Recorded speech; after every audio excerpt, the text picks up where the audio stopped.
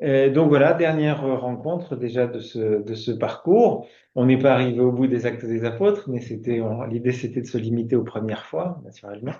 Ce que nous allons faire, donc vous avez reçu deux dossiers.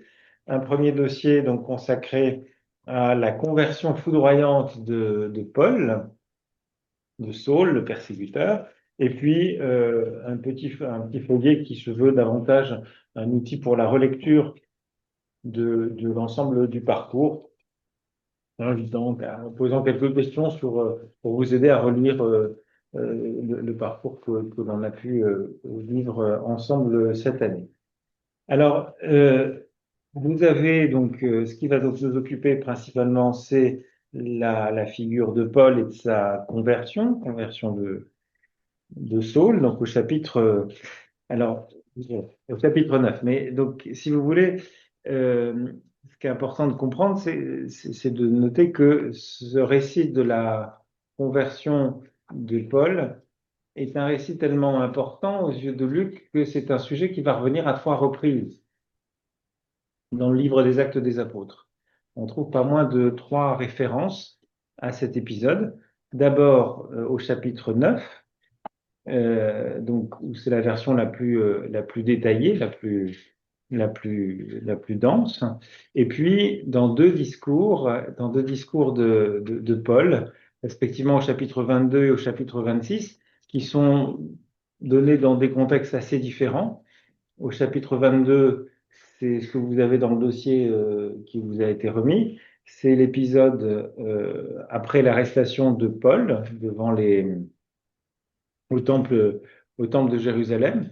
Et c'est son arrestation qui va, qui va suivre, et puis son voyage vers Rome, et qui se conduira, qui conduira au chapitre 28. Et puis au chapitre 26, donc c'est un autre épisode où finalement Paul revient sur cet épisode de sa conversion, de cet événement fondateur pour lui, mais il en parle dans le cadre d'un plaidoyer devant Agrippa. Il est devant des autorités politiques. Et donc le contexte est assez différent. Dans le premier cas, chapitre 9, on est dans une narration, dans un récit.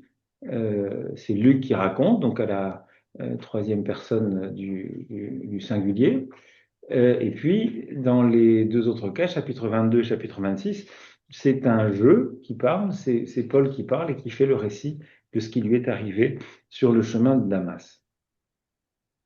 Donc, simplement, voilà, entendez qu'il y a une dimension manifestement importante aux yeux de Luc, puisque c'est quelque chose qui revient à trois reprises. Deuxième chose, cet événement, il n'est pas connu uniquement par Luc et par les Actes des Apôtres, mais aussi parce que Paul en dit lui-même dans ses lettres, et notamment dans l'Épître aux Galates. C'est là qu'il est le plus circonstancié, quand il va rappeler un peu l'origine de son parcours. Et ça, vous le trouverez dans l'Épître aux Galates, chapitre 1, versets 15 et suivants.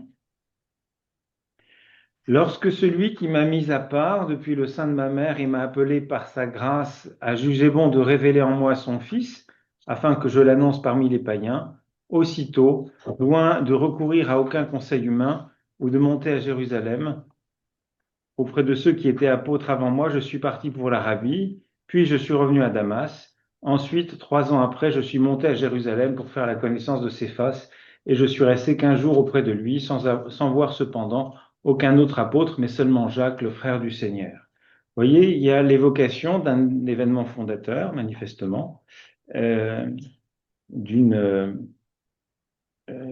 donc celui qui m'a mis à part m'a donné la grâce de révéler en moi son Fils. Donc c'est à cet événement-là qu'il fait référence, et il justifie de son apostolat devant les Galates. Voilà, donc c'est pas quelque chose d'isolé, c'est pas quelque chose que Luc a inventé. Il y a bien un certain nombre d'éléments qui attestent de l'authenticité, de la véracité de cet événement, et qui va évidemment être formulé, exprimé à travers le talent littéraire qui est celui de Luc. Alors, je vous avais donc le texte dans chapitre 22, mais c'est pas tellement là-dessus que je vais m'attacher. Donc, j'espère, je sais pas si vous avez des Bibles les uns les autres, peut-être pas tous. Donc, il y en a une juste à côté, il y en a peut-être une deuxième. Besoin, tout le monde a. Oui, ça marche aussi, le téléphone, mais. euh,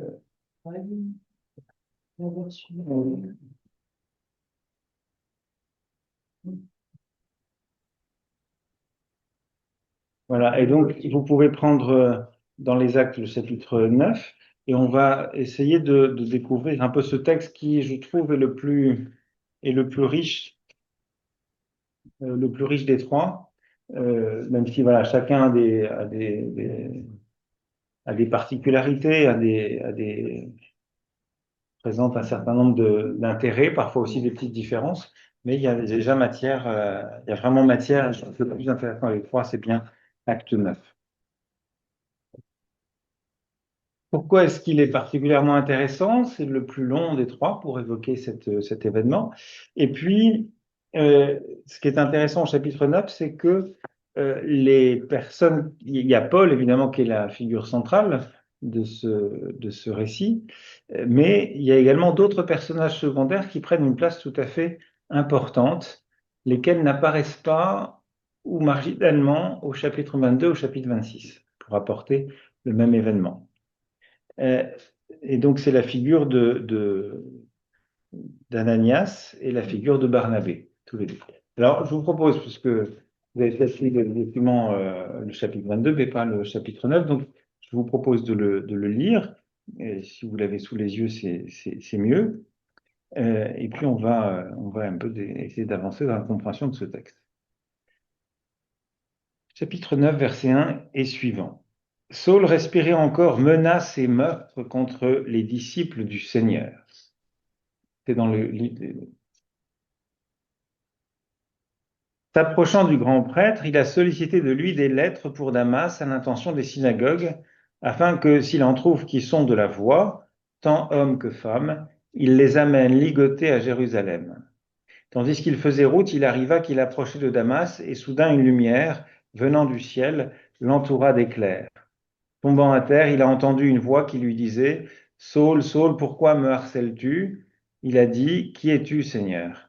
Et lui, C'est moi, Jésus, que toi tu harcèles.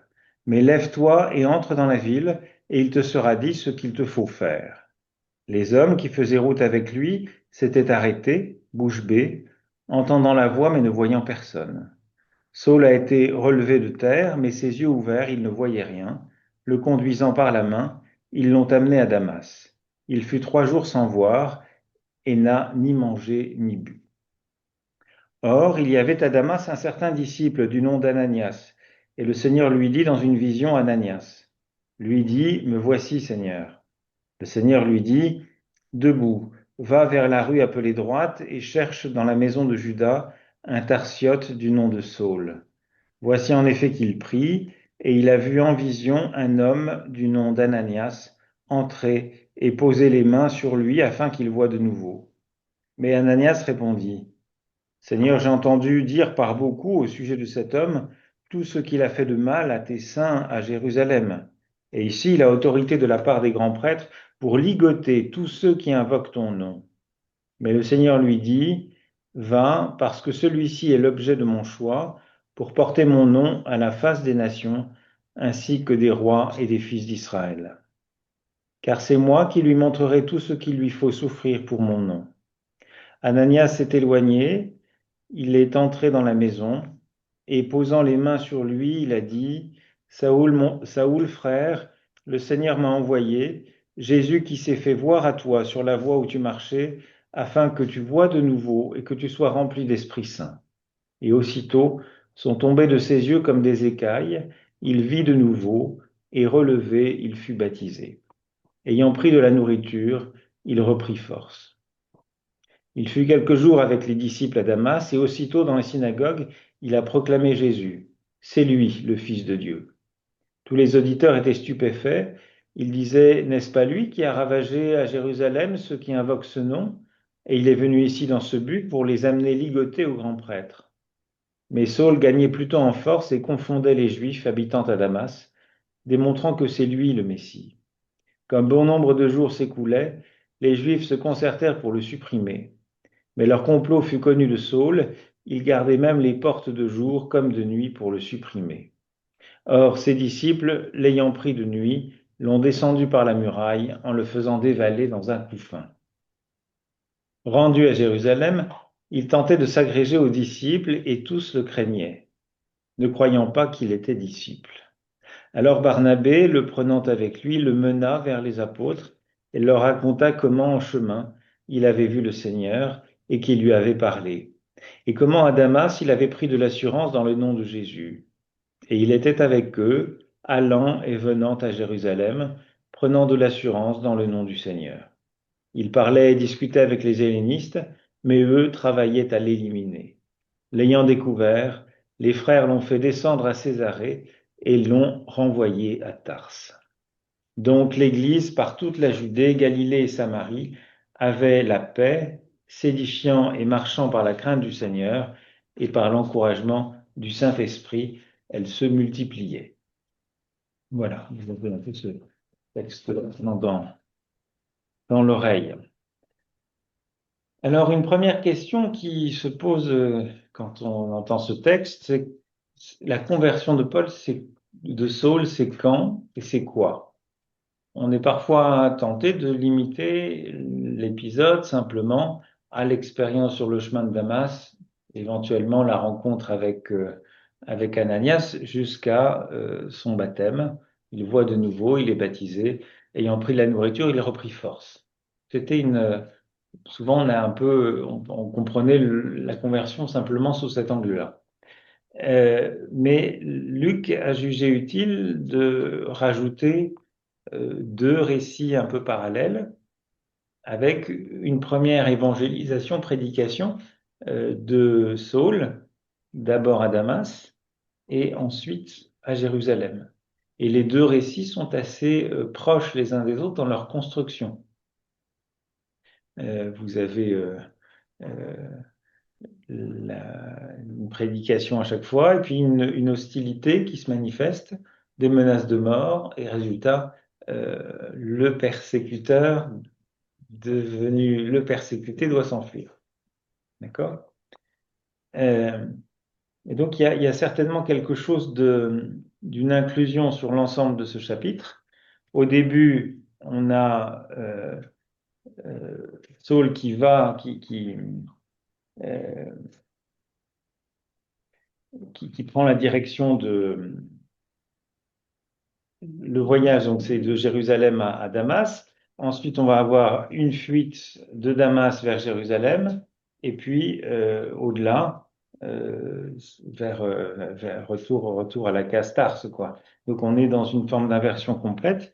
Et puis, il y a tout ce parallélisme, parallélisme plutôt de ces oppositions, puisque on était dans un contexte de menace au début, de persécution. À la toute fin, on est dans la paix, s'édifiant l'Église, s'édifiant et marchant par la crainte du Seigneur, se multipliait. Donc, contraste entre la situation de persécution au départ et la situation de paix à la fin. Et en revanche, voilà, puis tout le contraste, l'ennemi de la voix au départ, qui devient celui qui parle au nom du Seigneur à la fin. Voilà. Donc, c'est intéressant d'aborder plutôt euh, la globalité parce que ça a l'avantage aussi de ne pas situer simplement la conversion de Paul comme étant ce qu'on voit sur tous les tableaux, la chute du cheval qui n'existe pas, qui n'apparaît que dans l'iconographie qu'au Moyen Âge, parce que au Moyen Âge, quelqu'un d'un peu important, il marche enfin, il se déplace en étant sur un cheval. Voilà. Donc, ça va apparaître dans l'iconographie, ça n'apparaît pas du tout dans le texte. Mais on se focalise souvent uniquement sur l'événement un peu mystérieux du chemin de Damas et on a tendance à oublier ce qui suit, la figure d'Ananias. Donc il y a une forme de médiation ecclésiale qui là est importante aussi, puisque c'est Ananias qui va introduire Paul dans la communauté. Et puis ensuite, il y a Barnabé aussi qui va introduire Paul auprès des apôtres. Donc il y a vraiment le souci d'une intégration. Et ça, je crois que c'est important par rapport à l'image qu'on a souvent de ce qu'est la conversion. On imagine un peu, on a l'image de Claudel derrière son pilier à Notre-Dame. Et hop, on a un tournement. Tout d'un coup, on devient chrétien. Voilà. Euh, ou alors, façon conversion avec Clovis, hein, fier Sicambre, brûle ce que tu as adoré, adore ce que tu as brûlé. Enfin, voilà, ce genre de choses. Non, là, on voit bien que en intégrant la figure d'Ananias, le passage par, le passage par quelques jours, enfin un temps déterminé qui n'est pas précisé à Damas, Jérusalem. Si on prend le texte de l'Épître aux Galates, on devine bien qu'il y a quelque chose qui se passe en Arabie, donc dans le royaume de Nabatéen, et qui s'inscrit sur une durée de 3 mois. Donc on est bien sur quelque chose qui prend du temps. C'est pas quelque chose qui a été euh, rapide, et la dimension ecclésiale semble importante. Et puis, en prenant l'ensemble du chapitre, on voit bien qu'il y a deux fils qui se nouent. Il y a à la fois le retournement de Saul, qui de persécuteur devient persécuté, de pourfendeur des chrétiens et du Christ, et ben, devient l'apôtre, en quelque sorte, du Christ. Et puis, le parcours de l'Église, qui va de la menace mortelle, qui est rappelée au début du chapitre 9, à une paix et une multiplication, une fécondité qui contraste. Alors, donc, on l'a dit, il y a trois. Ce récit, il revient à 3 reprises, sous des formes un petit peu différentes. Euh, donc, les divers. Alors, on a certains ont imaginé que c'était des sources différentes, sans doute pas. C'est surtout le travail rédactionnel de Luc qui a ourlé son récit, qui a travaillé son récit en fonction de ce qui était important pour lui d'un point de vue narratif. Euh, Vous verrez par exemple que dans le premier discours, chapitre 22, que vous avez dans le texte là, alors il y a des petites variantes un petit peu amusantes. Par exemple, dans le texte au chapitre 9, on apprenait au verset 7 que les hommes qui faisaient route avec lui s'étaient arrêtés bouche bée, entendant la voix mais ne voyant personne. Ils entendent une voix mais ils ne voient rien, personne. En revanche, au chapitre 22, verset 9, ceux qui étaient avec moi ont vu la lumière, mais ils n'ont pas entendu la voix de qui me parlait. Donc c'est juste l'inverse. On apprend dans les deux premiers récits, acte 9, acte 22, que Paul tombe, mais il est seul à tomber. Et en acte 26, tous ceux qui sont avec lui, ils tombent par terre. Donc vous avez des petites variantes comme ça qui sont un peu amusantes. Il y en a d'autres qui sont plus significatives. Par exemple, la figure d'Ananias, elle est beaucoup moins présente en acte 22, mais elle est encore présente. Et en acte 26, pas du tout. Autre caractéristique intéressante, vous allez avoir en acte 26 Jésus qui se manifeste à, à Saul, lui donne d'emblée une mission. Or, en acte 9, il n'est pas question de mission. Il est dans son aveuglement, il va avoir un temps d'aveuglement là, et euh, il reçoit la mission, alors qu'en acte 26, il reçoit une mission beaucoup plus détaillée. Alors à quoi ça tient? Pourquoi ces différences? Alors sans doute il y a le souci de Luc de ne pas être trop dans la redondance et de ne pas fatiguer son auditoire. C'est sûr que si c'était à chaque fois le même texte raconté, la même histoire racontée de la même manière, ce serait un petit peu pénible.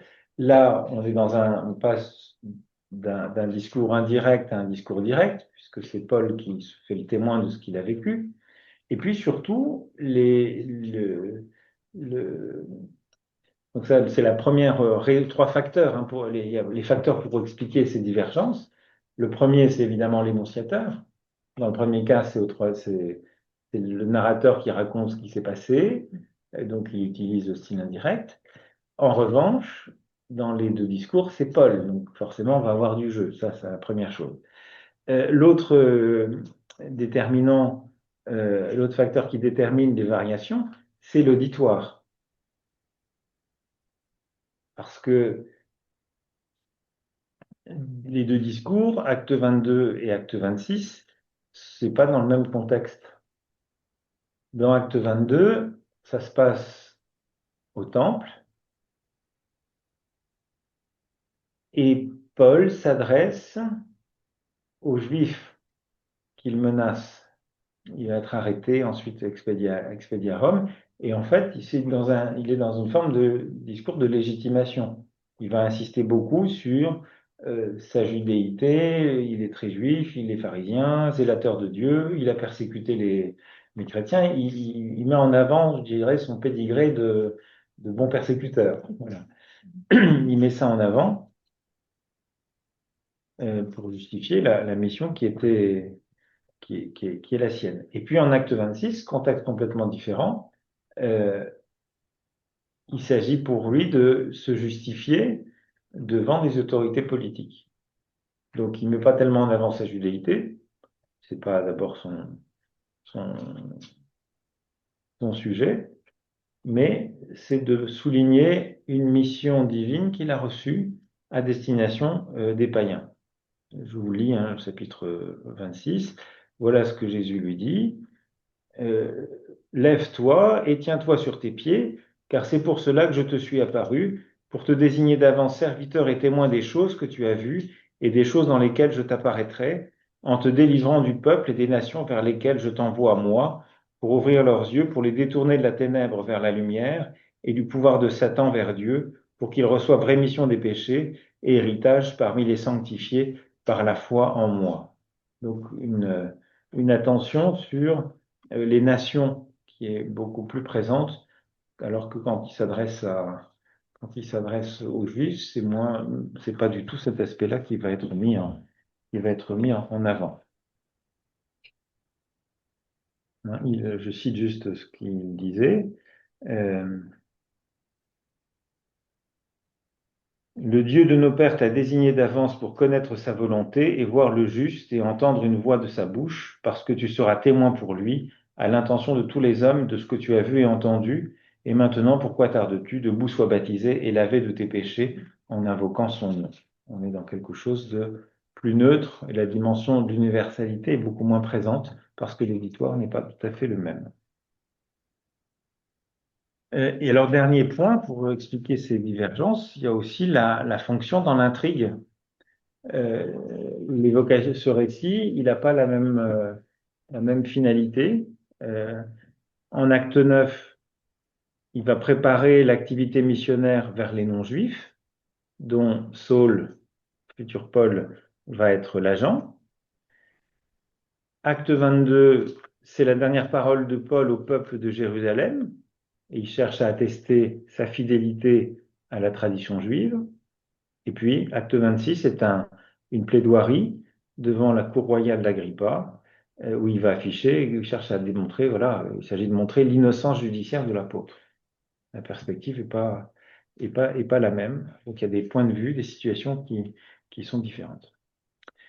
Autre chose intéressante avant de rentrer le vif du sujet, euh, ce récit du chapitre 9, il, il se situe dans une séquence plus large qui a débuté au chapitre 8. Et ça, on le voit tout de suite dès les premiers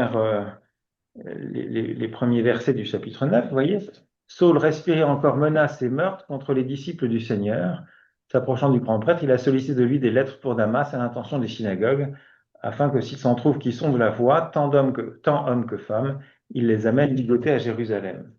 Or, qu'est-ce que nous avions au chapitre 8? Souvenez-vous, c'était l'épisode du martyre d'Étienne, sur lequel on s'était longuement arrêté, son discours, et finalement euh, sa lapidation. Saul apparaissait là pour la première fois, verset 58. les témoins avaient posé leurs vêtements au pied d'un jeune homme appelé Saul. Et puis, chapitre 8, verset 1, Saul, lui, était de ceux qui approuvaient ce meurtre. C'était là déjà une préparation de ça. On anticipait, ça allait nous. On voyait Saul pointer le bout de son nez, mais pour l'instant, on ne savait pas encore grand-chose de lui. Mais c'est ce qui suivait immédiatement, c'était la persécution de l'Église qui était déclenchée. En ce jour-là, éclata contre l'Église de Jérusalem une violente persécution, sauf les apôtres. Tous se dispersèrent dans les contrées de la Judée et de la Samarie. Souvenez-vous que ce qu'on a vu juste après, c'était précisément la parole de Dieu qui se répandait en Samarie avec Simon le magicien. On a eu l'ouverture aussi à l'eunuque éthiopien, donc un marginal de par sa condition. Et puis, Saul arrive juste ensuite. Et on avait déjà indiqué, verset 3, chapitre 8, quant à Saul, il ravageait l'église, il pénétrait dans les maisons, en arrachait hommes et femmes et les jetait en prison. Ceux donc qui avaient été dispersés allèrent de lieu en lieu annonçant la bonne nouvelle de la parole. Donc la figure de Saul était bien présente, ravager l'église, pénétrer dans les maisons, en arracher hommes et femmes. On retrouve très exactement ça au début du chapitre 9. Menaces et meurtres contre les disciples du Seigneur, hommes et femmes, c'est également évoqué. Euh, donc, donc sur ce chapitre 9, il est là pour préparer la place prépondérante que Paul va prendre à partir du chapitre 13. Il va devenir le principal héros des actes après le Concile de Jérusalem. L'Assemblée de Jérusalem, c'est Paul qui prend le dessus. Euh, Mais voilà, cette conversion de Saul, elle prend place dans une séquence narrative plus large, qui commence donc au chapitre 8 par la persécution contre l'Église de Jérusalem, euh, le mouvement de la diaspora chrétienne en Samarie qui s'en est suivi, la rencontre de Pierre et de Corneille, qui va venir un peu plus loin. Euh, et et c'est un peu la pointe, ce chapitre 9, d'une série de conversions. On a eu Simon le mage de Samarie, l'eunuque d'Éthiopie, et maintenant on a Saul le persécuteur. Donc c'est à chaque fois, il y a une gradation de difficulté dans les conversions, si vous voulez. Vous avez un mage guérisseur, un officier de la cour d'Éthiopie, et puis un Saul enragé contre les chrétiens.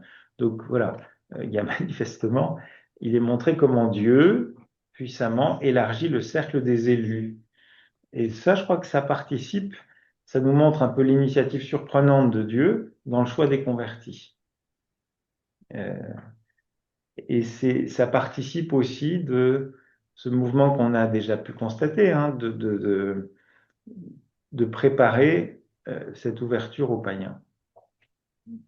On prépare le ministère de Paul vers les païens et on voit les initiatives de Dieu dans la conversion de publics qui, a priori, on se dit, non, ils sont pas cachers, ceux-là, c'est pas possible. Eh bien, si, ils vont quand même pouvoir être associés euh, à la mission et à la bonne nouvelle du salut. Voilà. Alors, je vous propose maintenant d'entrer plus dans le vif du sujet. Vous voyez que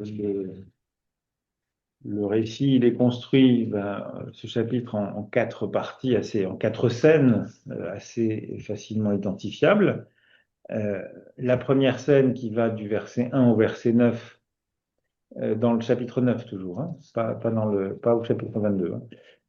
La première scène qui est le persécuteur terrassé, avec on a une description de son parcours, de ses intentions qu'il a, et puis de cet événement qui surgit avec cette lumière. Première scène. Deuxième scène, ça se passe donc du côté de Damas, donc les versets 10 à 19a, où c'est la rencontre entre Ananias et Saul.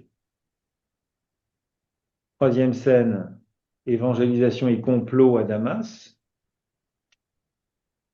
Et puis, parallèle, une quatrième scène, entrée dans la communauté et menace à Jérusalem.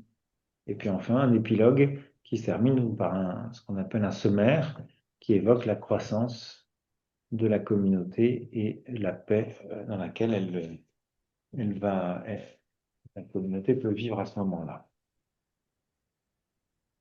Alors, de manière intéressante, si on reprend la première scène, la description qui nous est faite de Saul, elle est quand même, euh, c'est un portrait pas très nuancé. Enfin voilà, vous avez le portrait d'un Saul persécuteur, ennemi mortel de celles et ceux qui croient en Jésus, hein. Il respirait menaces et meurtres contre les disciples du Seigneur. C'est pas, il avait une animosité vis-à-vis des chrétiens. Non, non, il est vraiment campé en méchant, si vous voulez. Euh, donc les cibles de cette persécution, sont désignés comme étant ceux qui sont de la voie. Euh, alors c'est une autodésignation de l'Église que l'on ne trouve pas par ailleurs dans le Nouveau Testament. C'est un petit peu unique, hein. C'est quelque chose qu'on trouvait par exemple dans la communauté de Qumran. Les, les membres de Qumran se considéraient comme ceux qui ont choisi la voie. Euh, donc ça, c'est à entendre plutôt, alors pas dans une liste je dirais de dogmes à croire ou de choses à confesser, mais comme étant une manière de vivre adéquate aux prescriptions divines. C'est plus une manière de vivre. Alors, donc, d'où viennent ces chrétiens de Damas? Parce que quand même, l'Église, elle est là depuis pas très longtemps.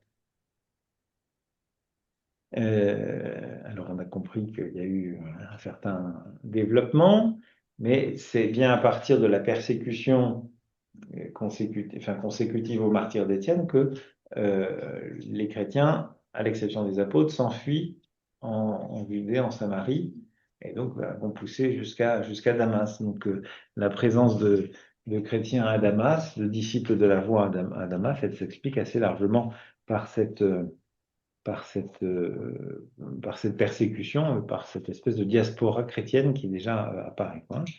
Donc, il faut bien penser au fruit d'une première évangélisation qui est le fait des hellénistes, enfin des disciples d'Étienne, qui sont partis, qui ont fui la première persécution à Jérusalem qu'on a évoquée au chapitre 8.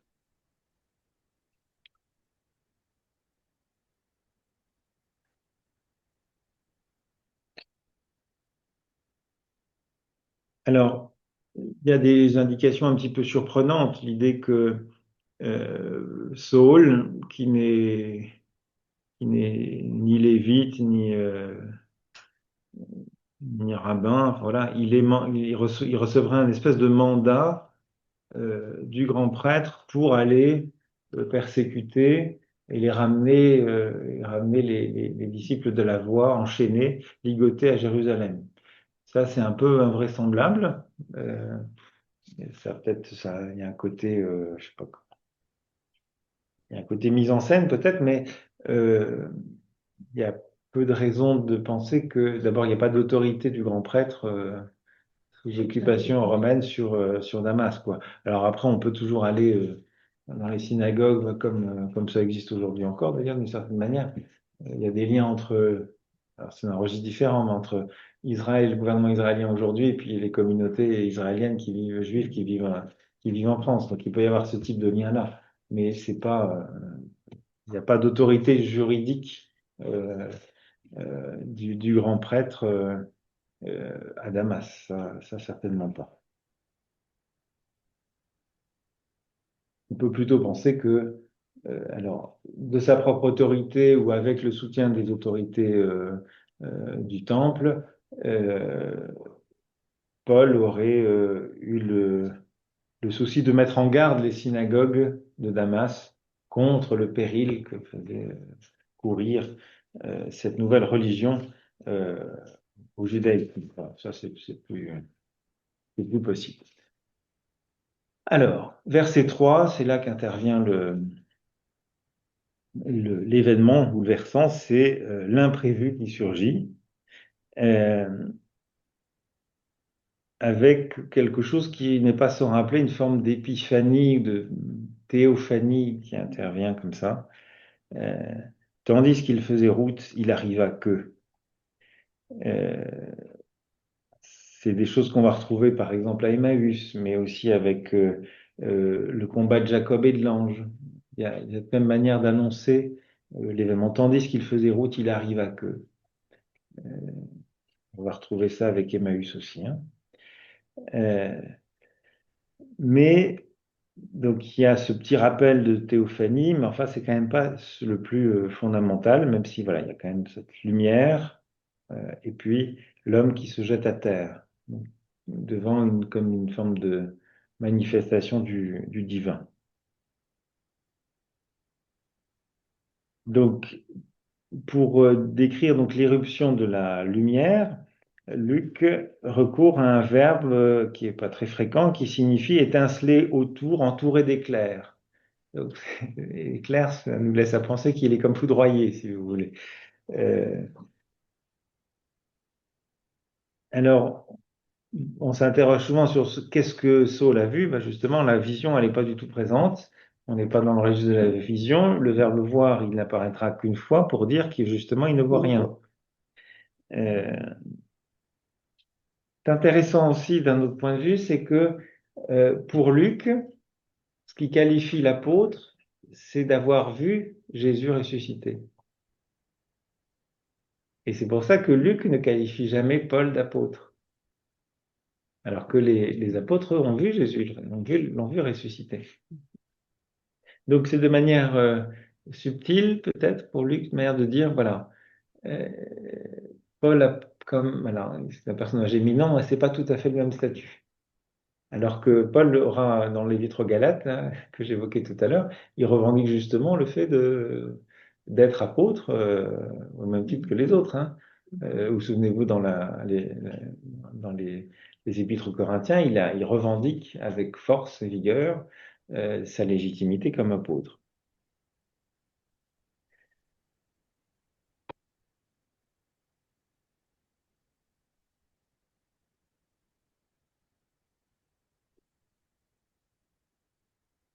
Donc c'est une sorte de Christophanie, mais différente des Christophanies pascales qu'on trouvait dans les évangiles. Euh, L'apparition du chemin de Damas, elle vient du ciel. Euh, Saul ne voit pas, mais il entend le nom de cette apparition euh, avec la voix qui dit, bah, c'est Jésus, celui que tu persécutes. Et c'est Ananias qui plus tard va confirmer l'identité de ce Jésus qui s'est fait voir à toi.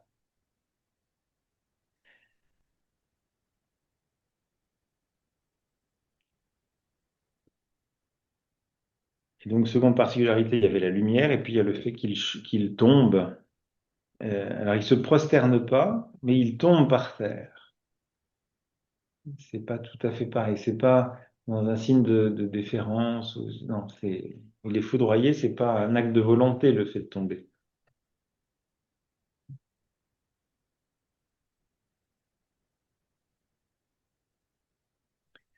Alors on retrouve des choses, des modèles un peu des manifestations divines qu'on va trouver dans la Bible hébraïque. Quand le Seigneur se manifeste à Moïse, par exemple, vous avez avec le buisson ardent, ou le dialogue avec Jacob, vous avez des choses un petit peu pareilles. Il y a une apparition qui prend l'initiative d'ouvrir le dialogue.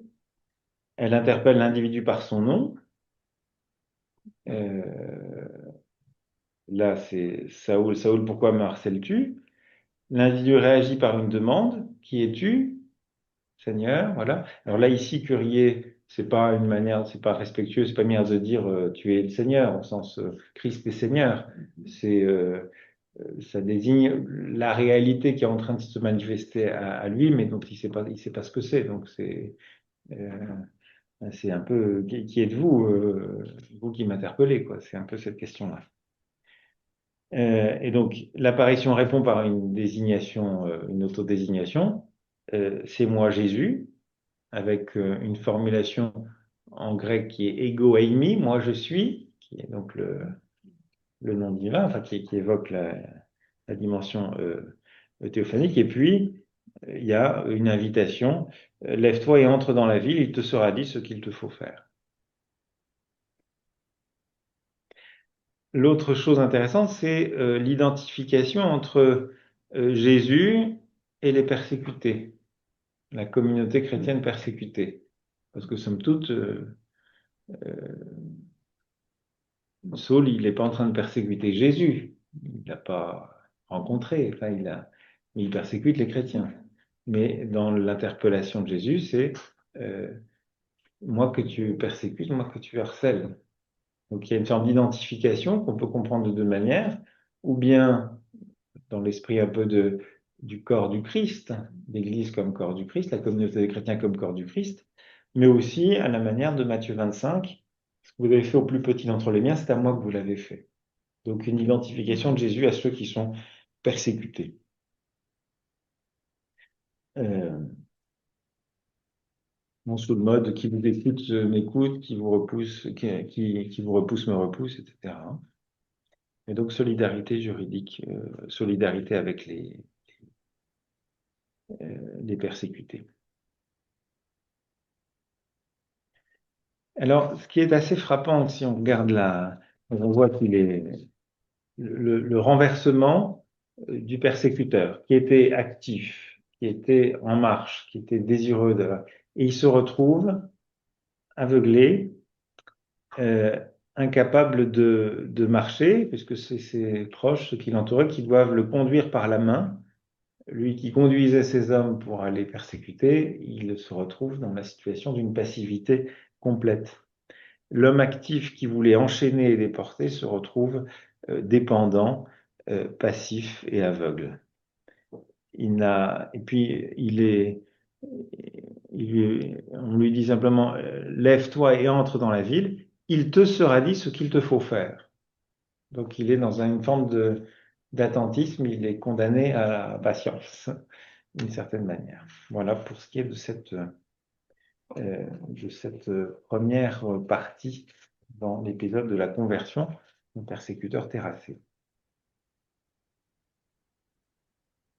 Alors la surprise, elle vient justement de l'intervention et de l'importance qui est dévolue à un personnage qui paraît tout à fait secondaire.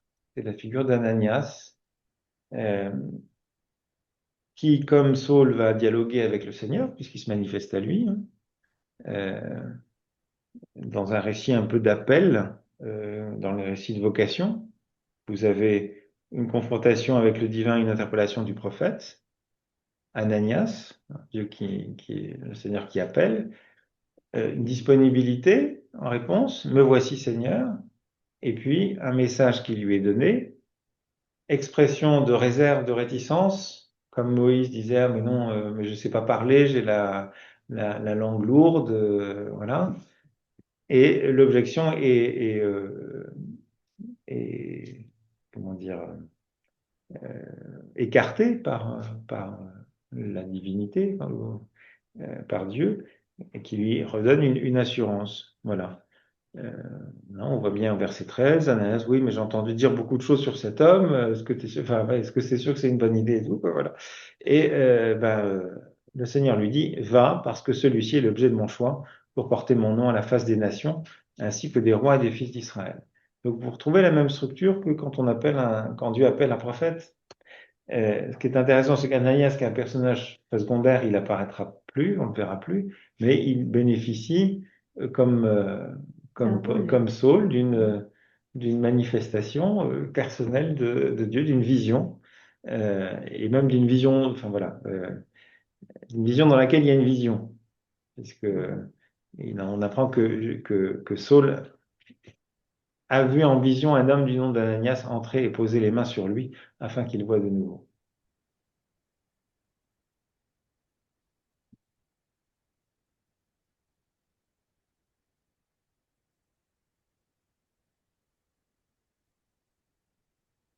Et puis voilà, vous pensez à Me voici Seigneur, c'est inédit quand à l'appel d'Abraham, vous avez aussi Me voici, c'est des choses qui reviennent vraiment, vraiment,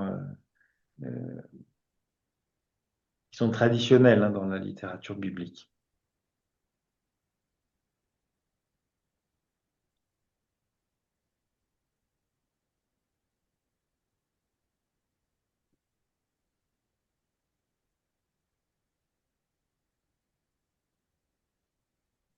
Alors, il y a des indications assez précises et amusantes. On apprend qu'il faut aller dans une la rue droite de Damas, qui existe toujours, et la Damas, on traverse une grande rue. Bon, il y a une chapelle à cet endroit-là, semble-t-il. Euh, le phénomène de la double vision, c'est pas que c'est quelque chose qui va revenir souvent sous la plume, enfin pas souvent, ça va revenir une autre fois avec l'épisode de Corneille et Pierre, parce qu'il y a aussi, Corneille va évoquer avoir eu une vision. Euh, je retrouve ça, chapitre 11, 10. Verset 3. Euh, on est quand même, vision de Pierre à Joppé. Euh,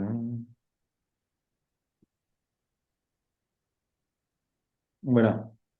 Et Corneille de répondre, il y a 3 jours, juste en ce moment, à 3 heures de l'après-midi, donc chapitre 10, j'étais en prière dans ma maison, soudain un personnage aux vêtements splendides me déclara devant toi et me déclare, se présenta devant moi et me déclare, ta prière a trouvé audience, Corneille, et de tes largesses, la mémoire est présente devant Dieu.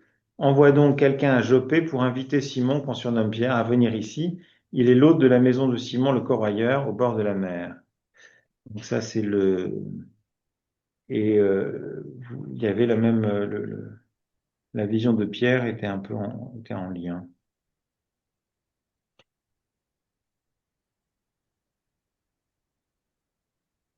Donc comment il y avait une forme de pour tout la 10, 3, 6, 19, 21. 19, 21.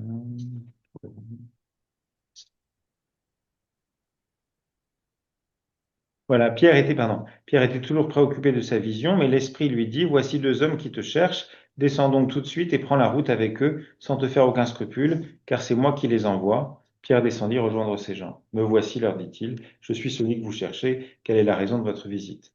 Vous voyez, il y a un peu la manière dont les deux choses s'enchaînent. Euh, donc les rôles sont un peu déjà distribués, on voit bien que c'est l'initiative de Dieu, c'est Dieu qui est à l'œuvre, et c'est pas du tout euh, laissé à l'initiative des hommes dans la matière.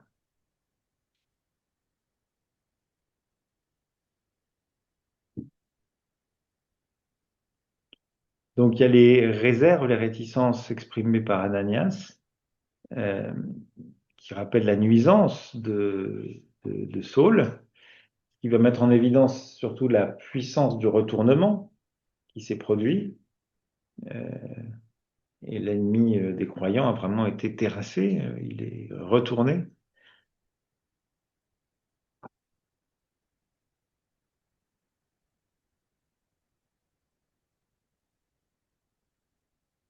Et donc la réponse du Seigneur à ces objections, c'est de dire, va parce que celui-ci est l'objet de mon choix, pour porter mon nom à la face des nations, ainsi que des rois et des fils d'Israël, car c'est moi qui lui montrerai tout ce qu'il lui faut souffrir pour mon nom. Et ça souligne beaucoup cette formule-là, le renversement du destin de Saul. Euh, puisque Saul agissait de sa propre initiative, c'est ce qu'on avait appris un peu plus haut. J'ai entendu dire par beaucoup au sujet de cet homme tout ce qu'il a fait de mal à tes saints à Jérusalem. Euh, il sera dorénavant l'objet de mon choix, dit le Seigneur. Hein. Saul va devenir un peu l'instrument élu, mais il est passif. Il devient un instrument dans la main du Seigneur. Saul maltraitait tous ceux qui invoquaient le nom de Jésus. Eh bien, il est désormais choisi pour porter le nom de Jésus. Euh, alors, oui, Saul persécuté à Jérusalem, et maintenant l'espace assigné au témoignage, de son témoignage du Christ est illimité puisqu'il s'agit à la fois des nations, des rois et des fils d'Israël. Les nations, ben oui, ça nous prépare à ce qui va venir à partir du chapitre 13, Paul qui va recevoir la mission auprès des gentils, auprès des nations. Et d'un autre côté, vous voyez que avec la mention des rois et des fils d'Israël, eh ben, on est déjà dans l'annonce des chapitres 22 et 26. parce que cette annonce, eh ben, Paul va le faire devant les Juifs au chapitre 22, qui cherchent à l'arrêter au temple, et puis donc devant les fils d'Israël, et puis devant les rois, eh ben, ce sera Agrippa au chapitre 26. Et puis, dernière chose, Saul maltraitait la communauté, les saints de Jérusalem, comme nous disait Ananias au verset 13, et bien dorénavant, c'est lui qui souffrira. Vous avez une complète inversion euh, par rapport à la situation hantée. Et donc, cette deuxième séquence, deuxième scène se conclut avec la rencontre entre Saul et Ananias. Donc, Ananias s'exécute. Euh, il est entré dans la maison et posant les mains sur lui, il a dit, Saül, frère, le Seigneur m'a envoyé, Jésus qui s'est fait voir à toi sur la voie où tu marchais, afin que tu voies de nouveau et que tu sois rempli d'Esprit Saint. Et aussitôt sont tombés de ses yeux comme des écailles. Il vit de nouveau et relevé, il fut baptisé. Ayant pris de la nourriture, il reprit force. Donc Ananias va restituer à Saul sa capacité d'agir, mais un agir nouveau. Alors c'est dit avec beaucoup de sans fioriture, hein, il impose les mains, qui est un signe de bénédiction. Euh, il l'appelle Saul frère, reconnaissant par là une appartenance commune. Il se présente par la formule du messager, le Seigneur m'a envoyé, et il interprète l'événement qui est survenu sur le chemin comme une manifestation du Seigneur Jésus. C'est lui qui identifie ce qui lui est arrivé. Euh, Jésus qui s'est fait voir à toi, c'est ça qui s'est passé. Et puis, dernière chose, ben, il annonce le rétablissement de la vision, doublé d'une réception de l'esprit qui va le, le mandater, le légitimer pour porter la bonne nouvelle et prêcher. Alors évidemment, l'insistance sur la vue qui revient, la vue qui lui revient, c'est aussi le passage, voilà, l'aveuglement avait une dimension évidemment spirituelle, pas simplement, et symbolique, pas simplement physique.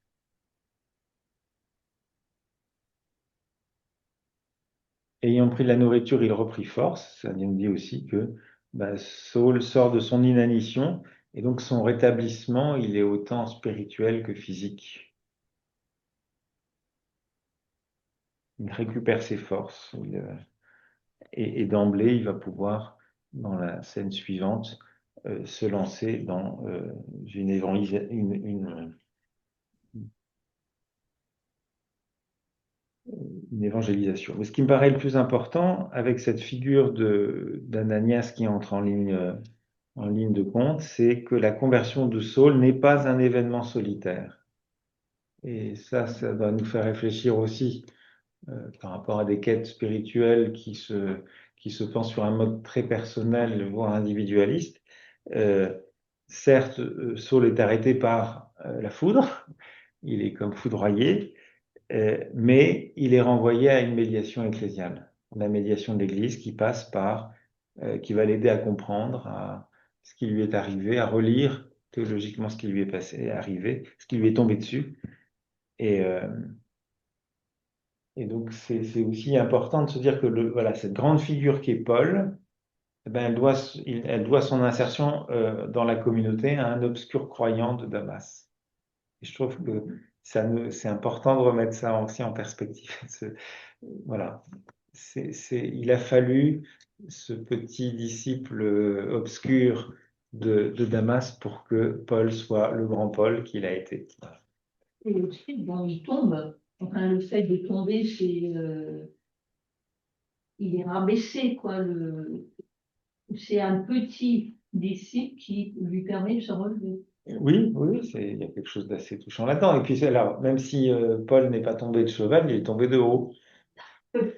C'est ça, il est tombé de haut et c'est pas c'est pas,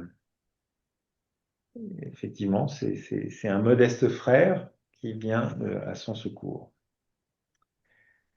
La troisième scène, elle est donc versets 19b à 25. Euh, on va trouver une inversion à peu près systématique de ce qu'on avait au verset 1 et 2. Verset 1 et 2, on avait un Saul persécuteur, et qui là, au verset 23-24, devient un Saul persécuté. Euh, les Juifs se concertèrent pour le supprimer, mais leur complot fut connu de Saul. Vous voyez, changement complètement de posture. Il était le négateur de Jésus, il devient le proclamateur du Messie avec une prédication, puisqu'il vient et il prêche abondamment, verset 20 et verset 22. Les synagogues de Damas, euh, pour lesquelles il s'était fait recommander avec des lettres de recommandation, donc pour traquer l'hérésie, vont devenir le lieu de sa première prédication. Euh, Celui qui s'annonçait comme le bourreau des disciples, est avec eux. Verset 19. Celui qui marchait en force sur Damas, doit fuir Damas clandestinement, dans un couffin. Là, c'est des choses aussi assez amusantes. Dans cette troisième scène, on voit assez bien deux parties. Euh, il y a d'abord des verbes à l'imparfait, jusqu'au verset 22, donc ce qui semble indiquer une certaine durée. Alors, il était quelques jours, en fait, c'est mal traduit. Euh, les auditeurs étaient stupéfaits, ils disaient, Paul gagnait plutôt en force et confondait les Juifs habitant à Damas. On est beaucoup dans des imparfaits. Donc, ça nous dit quelque chose d'une durée. Là aussi, par rapport à l'image qu'on a de la conversion, pas d'un moment unique, l'imparfait, ça nous dit quelque chose qui s'inscrit dans une durée. En revanche, il y a la deuxième partie avec des verbes au passé simple, à l'aoriste, et là, ça nous dit bien euh, le, l'événement, le projet d'un assassinat, le complot qui se prépare.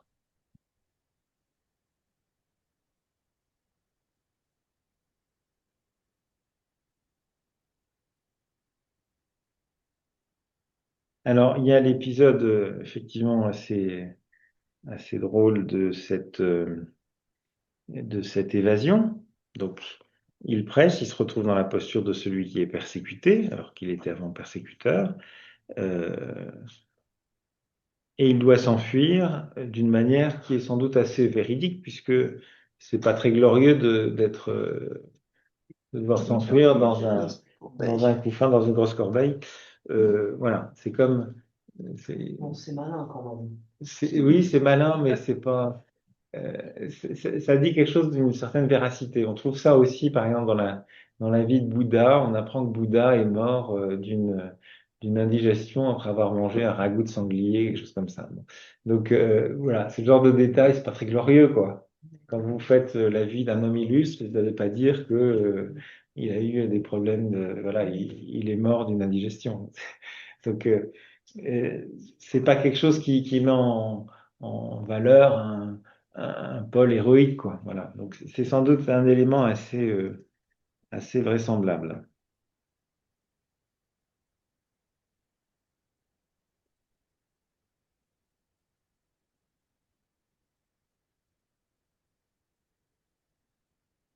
Et alors, ce qui est intéressant aussi, c'est que euh, c'est quelque chose que Paul évoque lui-même. Par ailleurs, il l'évoque dans la deuxième aux Corinthiens. Euh,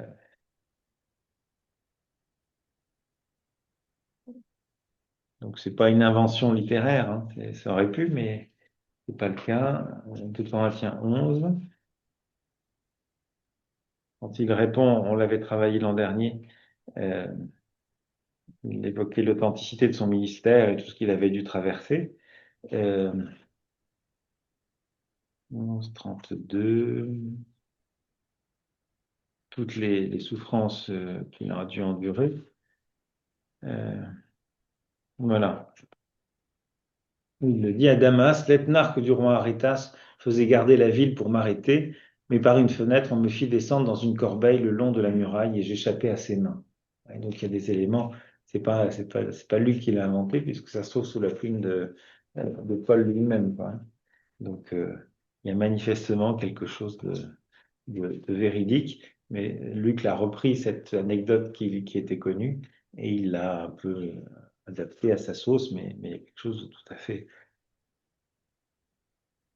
véridique. On en vient à la quatrième scène, qui est un peu qui est le jumeau de la scène précédente, jumelle de la scène précédente, puisque c'est le même scénario, il y a une forme de surprise, il arrive à Jérusalem, il tente de s'agréger aux disciples et il y a des réactions un petit peu d'étonnement, de surprise, enfin, que c'était un persécuteur, qu'est-ce que c'est que ça? Là aussi, il va avoir besoin d'un intermédiaire. Il y a la figure de Barnabé qui vient et c'est lui qui va le mettre en lien avec les apôtres. C'est un peu normal quand même. Alors c'est un peu... J'ai des peurs. Ah oui, oui, l'appréhension, elle est parfaitement légitime, vu le pédigré et la réputation de Paul, de Saul. Mais donc, voilà, je trouve que c'est important aussi d'avoir cette image d'un intermédiaire. Et au passage, on reste dans la thématique, dans l'inversion, si vous voulez, le contraste entre la situation de départ, puisque le propos de Saul, c'était d'amener les disciples de la voie ligotés à Jérusalem, amener, et c'est le même verbe, enfin la même racine que, alors Barnabé, le prenant avec lui, le mena vers les apôtres. Donc vous avez lui qui menait, il est mené. Euh, alors, le souci de Luc, c'est de mettre Paul, Saul en lien avec les apôtres, alors que dans l'Épître aux Galates, Saul n'avait pas très envie. Il affirmait au contraire enfin, il disait au fond, j'en ai pas besoin, quoi. Il leur disait, je vous redis la phrase. euh, Donc, je suis parti pour l'Arabie, puis je suis revenu à Damas. Ensuite, 3 ans après, je suis monté à Jérusalem pour faire la connaissance de Céphas, et je suis resté 15 jours auprès de lui sans voir cependant aucun autre apôtre, mais seulement Jacques, le frère du Seigneur. Donc, il ne revendique pas du tout une proximité avec les apôtres, et il estime qu'il a une légitimité par lui-même. Quand il stigmatise en 2 Corinthiens les super apôtres, euh, il revendique son apostolicité. Il est le dernier des apôtres, mais le rejetons là, voilà, mais il revendique ce titre-là.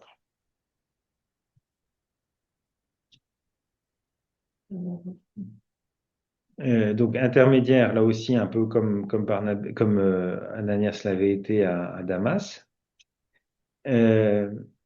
C'est aussi Barnabé il raconte comment en chemin il avait vu le Seigneur et comment il lui avait parlé. C'est exactement quasiment ce qu'Ananias avait fait. Euh, il éclairait pour Saul le chemin, l'événement qui lui était arrivé. Jésus qui s'est fait voir à toi sur la voie où tu marchais, afin que tu vois à nouveau. Voilà, c'était déjà une forme d'exégèse de ce qui lui était arrivé, une relecture de ce qui lui était arrivé. Et là, c'est Barnabé qui le fait, euh, qui fait cette même exégèse pour les apôtres, en quelque sorte.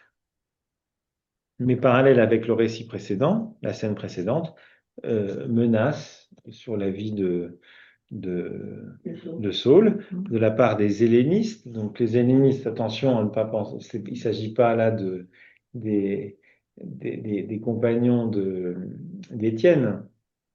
C'est les hellénistes, ça désigne de manière plus générale les juifs de langue grecque. Euh, donc c'est bien des juifs, c'est pas des chrétiens de la communauté des, des chrétiens de langue grecque qui étaient à Jérusalem. C'est bien des juifs hellénistes de langue grecque qui cherchent à l'éliminer. Et donc, même cas de figure, il est amené à s'enfuir.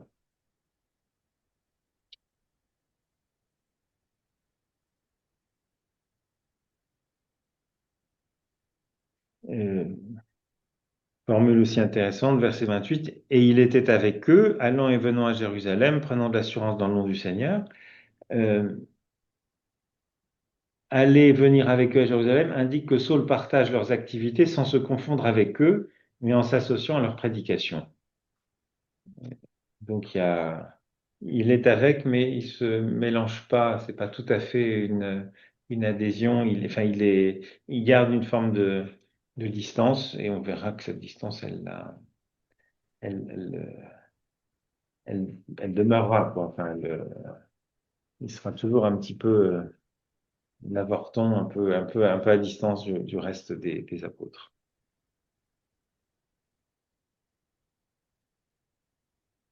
Et puis, donc, on conclut par un épilogue qui est une espèce de petit sommaire. C'est une technique qu'on a souvent rencontrée depuis le début du livre des Actes, euh, pour scander de loin en loin la narration.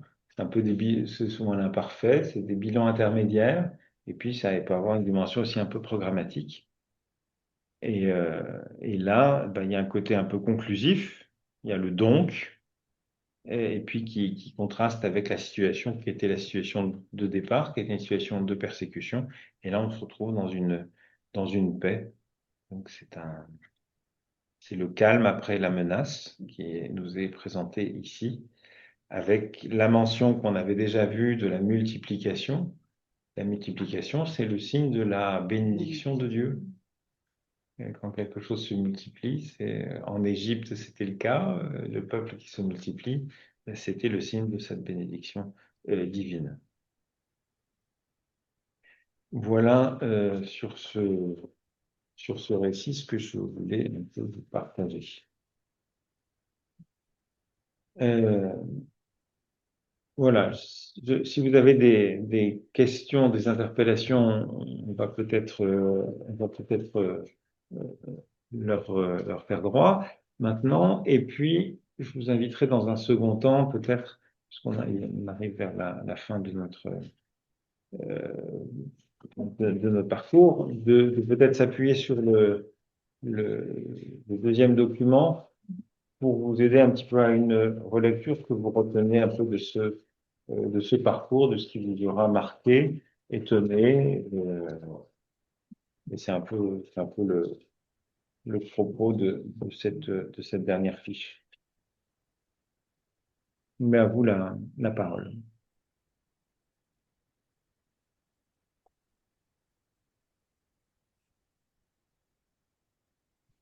Moi, j'aurais une question. Est-ce que la rue droite, ça peut s'interpréter de façon symbolique, le nom de la rue? Non, je crois pas. Il y a vraiment une rue droite à D'accord. Damas. Ça correspond à la géographie, quoi. Oui, oui, oui. Donc c'est un détail qui paraît assez Qui fait vraisemblable, couleur locale. Ouais. qui fait couleur locale, mais qui est pas juste, c'est pas une invention, je crois pas. D'accord. Apparemment, dans l'archéologie, la ville de Damas était caractérisée par une grande rue qui la traverse et qui existe toujours. Bah, c'est le Cardo et le Decumanus, là, c'est enfin, le découpage des villes, non? Peut-être, alors j'essaie de retrouver ce que j'ai lu là-dessus. Euh,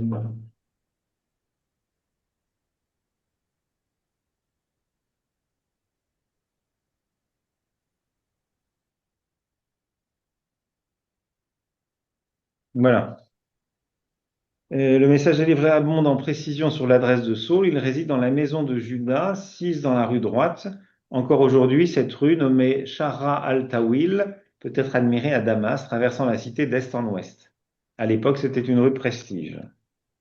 Voilà ce que. Après, sur le Judas, on n'a pas d'éléments, c'est pas bien qui c'est. Mais en tout cas, voilà, c'est une indication. Alors évidemment, personne ne peut la vérifier, hein, mais euh, il n'a pas le signé un registre à l'hôtel, mais donc. Euh, mais il n'y a pas de raison d'en douter. Quand il y a enfin, des indications, c'est comme l'histoire le fait de descendre de fuir Damas dans un panier. Euh, Alors peut-être se serait beaucoup interrogé sur le fait que c'était une invention si on n'avait pas trouvé sous la plume de Paul, dans la deuxième aux Corinthiens, la même référence. Moi, spontanément, je serais plutôt enclin parce que ça n'apporte rien. C'est une indication qui n'apporte rien au récit. Il n'y a pas une dimension. Je crois pas qu'il y ait une dimension, le moins du monde symbolique là-dedans. C'est factuel, quoi. Moi, ce qui m'intéresse, enfin, ce que tu as souligné de la conversion de Saul, qui n'est pas un événement solitaire, mais Mhm. qui a avec la communauté ecclésiale, je, je, je, je pense que ça, c'est un élément important même pour aujourd'hui, pour nous, hein, de repérer que quand quelqu'un a une révélation spirituelle forte, ça doit être porté avec d'autres, quoi. C'est pas pour lui tout seul, quoi. Enfin, je trouve que Mhm. c'est intéressant à souligner. Merci. Eh ben, c'est assez typique aussi. Enfin, tu fais des rapprochements avec la situation d'aujourd'hui. Je trouve que la situation des catéchumènes, on est beaucoup là-dedans. Mhm. Des gens qui viennent frapper à la porte ayant fait une expérience spirituelle personnelle, et c'est un accompagnement ecclésial qui les aide à, à mettre ça en perspective et à l'éclairer à la lumière des Écritures. Et c'est précisément ce qu'Ananias va faire en identifiant l'expérience spirituelle que Paul a fait avec Jésus.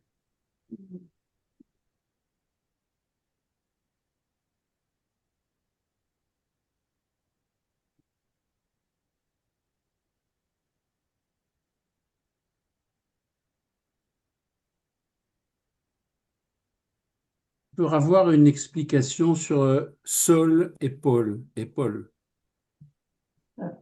Alors, je vois que c'est au chapitre 13 qu'il est appelé Paul pour la première fois. Oui. Euh, Laisse-le.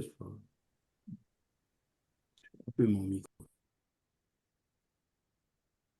Quand il y a une explication, oui, c'est un nom plutôt. et comment dans une forme, il se pose la question si Paul, ça vient pas du proconsul Sergius Paulus. C'est ça. Oui, donc dans le dossier, il y a quelque chose. Non, putain, ouais, petit chétif. Ouais,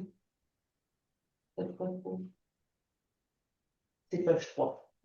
Et donc, si vous regardez au chapitre 13, c'est là que euh, il y a la rencontre, donc, voilà, Sergius Paulus et le magicien Elimas. Donc, il est désigné au départ par. Donc voilà, Sergius Paulus, un homme intelligent.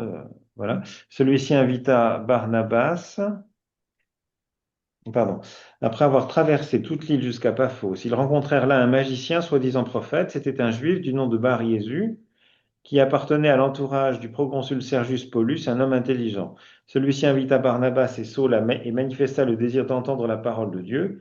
Mais Élymas, le magicien, car c'est ainsi que se traduit son nom, s'opposait à eux et cherchait à détourner de la foi le proconsul.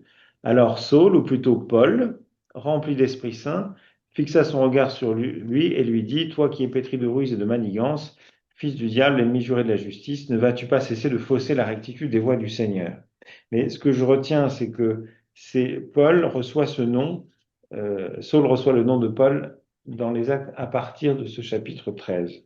Alors, la note, l'auteur qui jusqu'ici avait employé le nom juif Saul utilisera désormais Paul, un nom romain. Ce changement de nom marque la prise de contact de Paul avec le monde païen officiel, ainsi que le moment à partir duquel il prend de fait un rôle de premier plan dans sa mission avec Barnabas. Ça prouve ce que ça vaut, mais voilà ce que je peux te dire. Et puis une deuxième question, je trouve que la conversion, c'est magique un peu, hein, Mhm. mais qu'il a une capacité à apprendre son caté là, en 5 minutes pour aller prêcher directement derrière, quoi. Oui, alors la prédication, elle est liée au fait qu'il a reçu l'Esprit d'abord. C'est d'abord l'Esprit Saint qui le qualifie pour.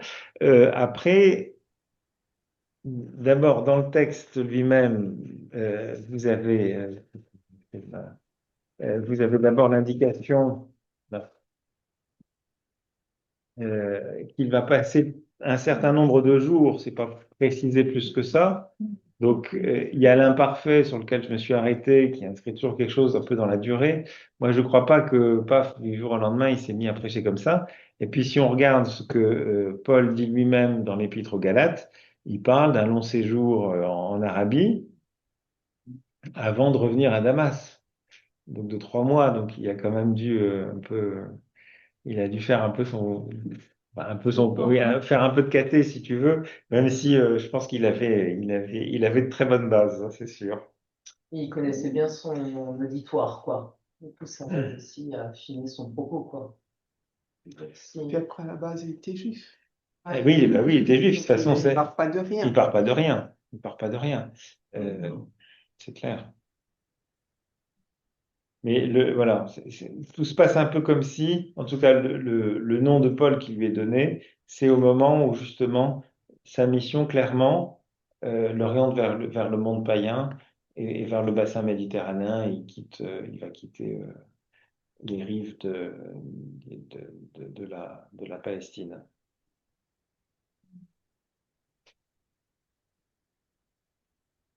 Et il y a quand même quelque chose un peu intriguant sur les moyens que Dieu met pour convertir Paul, quoi.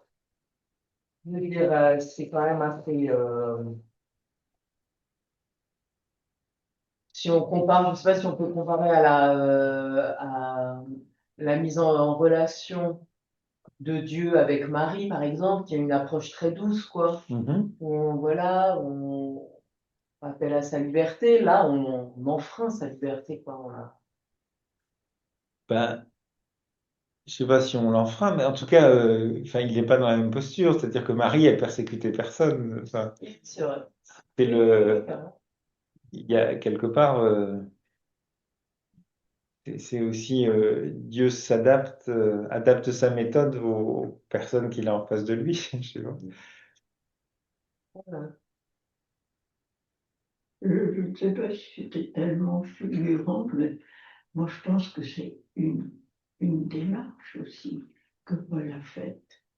Il était quand même très attaché à sa foi juive Ah oui, oui. et c'était quelqu'un de remarquablement intelligent, à mon avis, et qui réfléchissait. Et c'est pas fulgurant comme ça en 2 secondes que, à mon avis, il a été converti. C'est même pas une conversion, c'est un appel que Dieu l'a appelé et lui-même il dit d'ailleurs que c'est un apostolat auquel il a été appelé.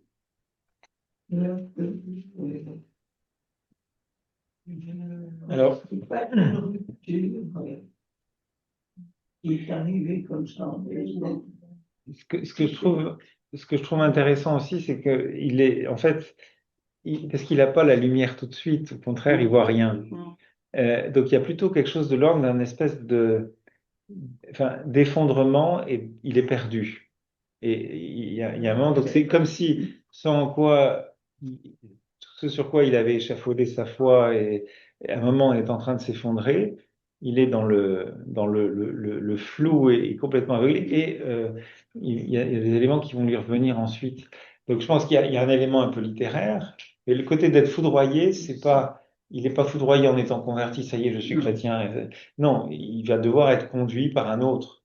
Absolument. Alors, je ne sais pas si vous vous souvenez, quand on avait parlé de Paul dans l'Épître aux Corinthiens, dans les liens avec les Corinthiens, c'était un peu qu'est-ce qui est à l'origine de sa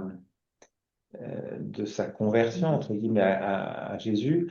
Euh, c'est qu'il passe d'un messianisme glorieux et sans doute que relisant, découvrant les récits du serviteur souffrant, il prend conscience que, bah oui, le Messie peut être le serviteur souffrant.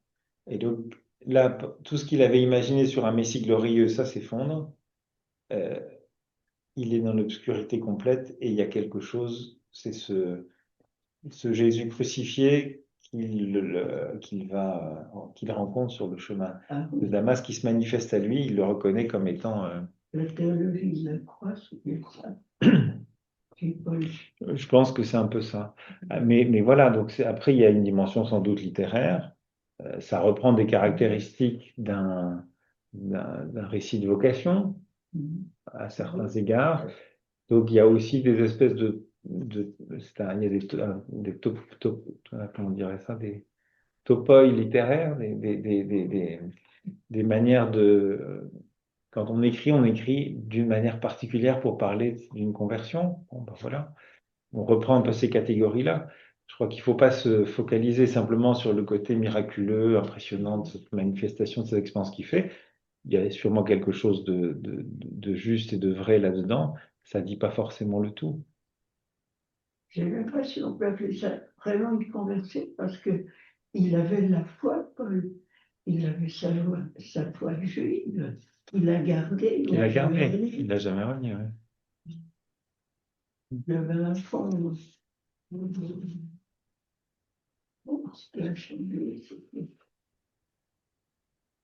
relecture, un peu comme le chemin de Damas. Mais je pense que oui, il y a quelque chose. Il y a un peu quelque chose d'une relecture. De partir des mêmes bases, mais de relire autrement. C'est la figure de Barnabé, c'est la figure d'Ananias qui l'aide à nommer ce qui lui est arrivé. Est-ce qu'il y a d'autres interventions, peut-être à distance?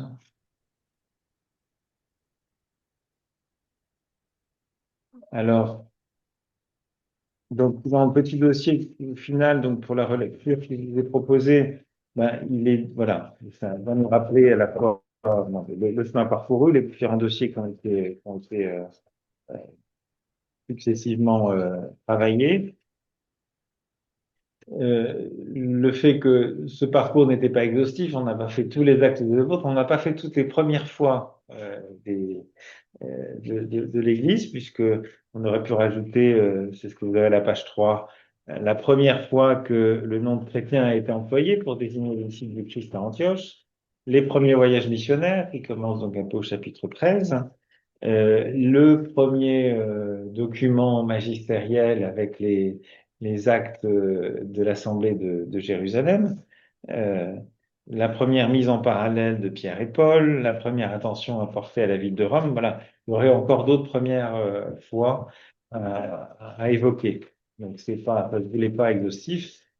Après, ce qui peut être intéressant pour vous, et ce dossier, c'est un peu ça, c'est ou de partager maintenant, voilà, qu'est-ce qui vous a interpellé dans le parcours proposé?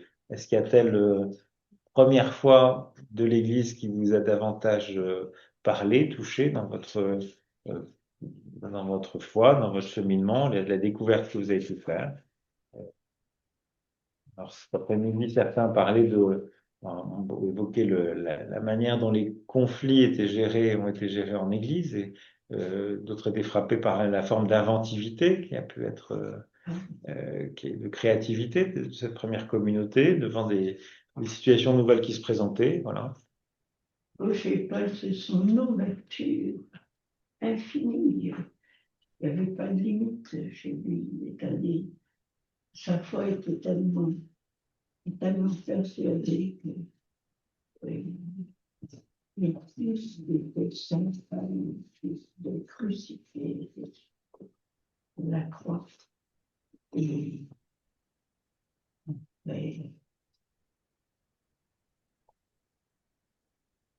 il a tellement dirigé, il est allé jusqu'à Rome pour répandre la foi qu'il a trouvée sur le flanc de Damas, qu'il avait déjà auparavant. Mais moi, ce qui m'impressionne, c'est l'ouverture.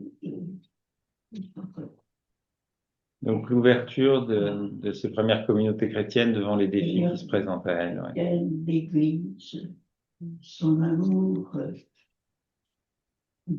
l'amour des autres. Il n'y avait pas de limite. Est-ce qu'il y a d'autres interventions par rapport à ce parcours, des choses qui vous auraient marqué les uns ou les autres?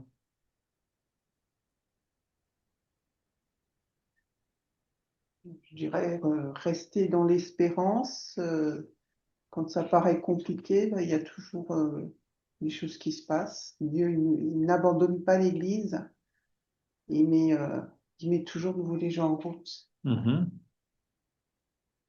Et, de différentes manières, hein, enfin voilà, de manière surprenante ou inattendue, mais et pas des gens individuels, voilà, comme ça, mais où c'est de nouveau repris justement dans une équipe, dans une église, et que je trouve, enfin voilà, à rester dans l'espérance pour l'église de demain. Mhm. Alors, dans le dossier, vous avez un texte à la page 4 d'un Emmanuel D, qui date de 2023, et je trouvais que c'est assez juste. S'adapter, innover dans la foi et l'espérance, voilà. En notre période d'incertitude sur les difficultés internes de l'Église et sur sa place dans la société, j'étais sensible au fait que tout au long des actes, les apôtres eux aussi doivent s'adapter aux situations nouvelles qui se présentent à eux. Avec l'aide de l'Esprit, ils s'ouvrent à l'inconnu, à toutes ces premières fois, en essayant de s'accorder au regard de Dieu. De plus, dans les épreuves, ils gardent la foi et l'espérance. On peut d'ailleurs constater avec le recul que, par le dynamisme incoercible de la parole, même des drames aboutissent à des situations positives, telle la dispersion après la mort d'Étienne, qui étend l'Évangile hors de la Judée. Dans la démarche synodale, l'Église ne nous incite-t-elle pas à imiter les premiers chrétiens en témoignant de l'amour de Dieu, avec leur ouverture à l'inconnu et leur persévérance, avec leur foi et leur espérance? Ah, Voilà. Et ben, s'il n'y a pas d'autres interventions, on va s'arrêter là pour ce soir et pour cette année. Et puis, alors j'ai pas réfléchi encore à ce qu'on pourrait faire l'an prochain, mais il y aura quelque chose, mais je ne sais pas quoi encore, il y aura. Et vous le découvrirez dans le programme du Centre Porte Haute. Voilà. merci. Alors, Merci. bonne soirée. Merci à vous de votre fidélité, de votre présence. Merci. Merci. Merci et bonne soirée à tous et à toutes. Et bel été. Ouais. Et repose-toi bien, bonnes vacances. Voilà. Bonne